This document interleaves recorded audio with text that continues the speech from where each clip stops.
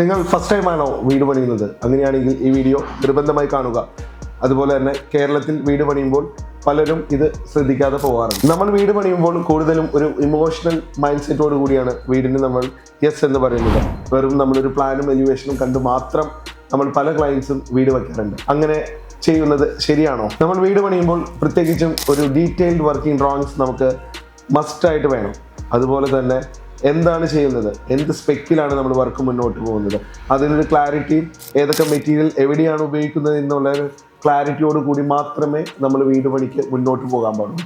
അതുപോലെ തന്നെ പ്രോപ്പറായിട്ട് സൂപ്പർവൈസ് ചെയ്ത് നമ്മൾ എന്താണോ ഡിസൈഡ് ചെയ്തിരിക്കുന്നത്, ഏത് രീതിയിലാണോ ഡ്രോയിങ് ചെയ്തിരിക്കുന്നത്, ഇത് രണ്ടും നോക്കി മുന്നോട്ട് പോകാൻ കഴിയുന്ന രീതിയിലുള്ളൊരു സൂപ്പർവിഷനും നമ്മളവിടെ പ്രൊവൈഡ് ചെയ്യേണ്ടതാണ്. പ്രോപ്പർ സൂപ്പർവിഷൻ ഇല്ലെങ്കിൽ റീവർക്കും ഡിലേയും സ്ട്രെസ്സും വരും. സോ അതുകൊണ്ട് തന്നെ വീട് പണി ഒരു ടെൻഷനുമാവും. വീട് പണി സ്റ്റാർട്ട് ചെയ്യുമ്പോൾ എന്തൂസിയാസം മാത്രം പോരാ. Drawings, material clarity, proper planning എന്ന് വേണ്ട ബേസിക് കാര്യങ്ങളെല്ലാം നമ്മൾ റെഡിയാക്കിയിട്ട് വേണം വീട് പണി സ്റ്റാർട്ട് ചെയ്യാൻ. ഇതുപോലുള്ള ഇൻഫോർമേറ്റീവ് വീഡിയോസ് വരും വീഡിയോസിൽ നമുക്ക് കാണാം.